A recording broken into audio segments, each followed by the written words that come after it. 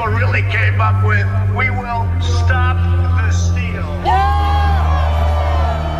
Standing before a crowd filled with people that were poised for violence, at his signal, he struck a match.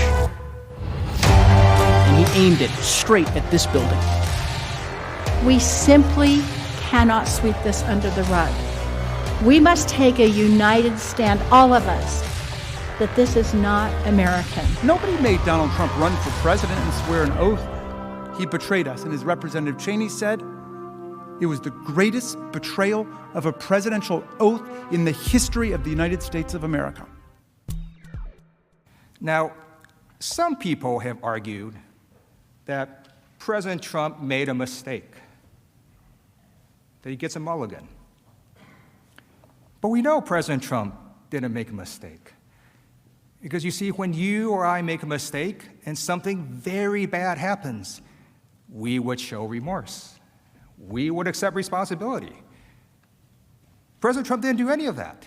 The president praised a Republican candidate who assaulted a journalist as my kind of guy. He said there were, quote, very fine people on both sides when the neo-Nazis, the Klansmen, and Proud Boys invaded the city, the great city of Charlottesville, and killed Heather Heyer. And he said that an attack on a black protester at one of his rallies was very, very appropriate. Does that sound familiar? I'm a former prosecutor, and we're trained to recognize lack of remorse. But it doesn't take a prosecutor to understand that President Trump was not showing remorse. He was showing defiance. He was telling us that he would do this again, that he could do this again, that he and future presidents can run for national election, lose the election, inflame the supporters for months, and then incite an insurrection, and that would be totally appropriate. When President Trump incited a lawless mob to attack our process, he was attacking our democracy. He was trying to become king and rule over us against the will of the people and the valid results of the election. For the first time ever in our history, a sitting president actively instigated his supporters to violently disrupt the process that provides for the peaceful transfer of power from one president to the next.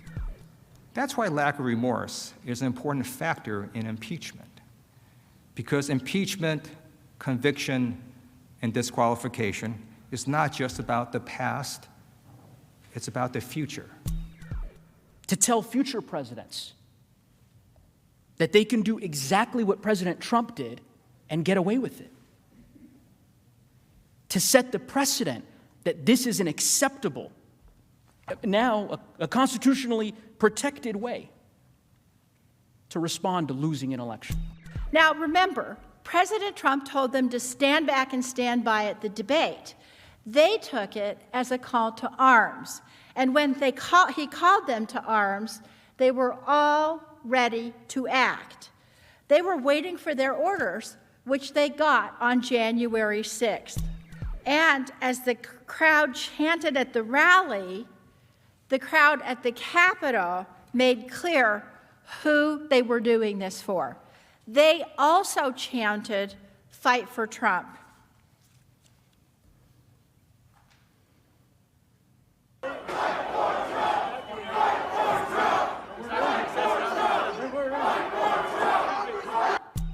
They were following his instructions. They said he had invited them. And in fact, as we heard, he had invited them.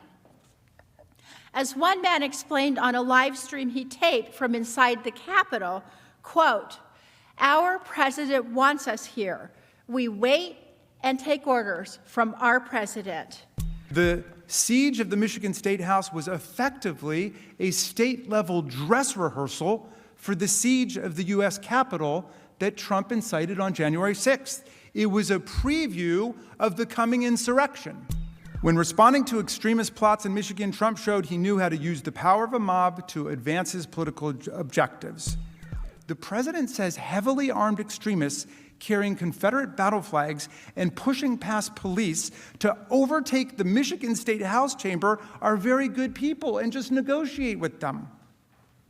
It's clear he doesn't think that they're at fault in any way at all. When President-elect Biden went on television that day to demand an end to the siege, one woman asked this. Does he not realize President Trump called us to siege the place? When it became clear that Donald Trump was not going to save these folks from prosecution, when it became clear that the commander-in-chief had given false commands that went against this country, some of his supporters even expressed regret, and they said they felt duped. As more and more of these people have been charged, the confession and the regret simply cascades. More and more insurrectionists are admitting that they came at Trump's direction.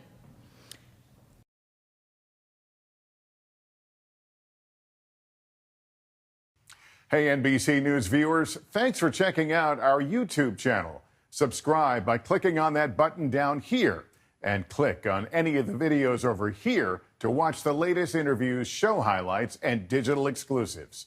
Thanks for watching.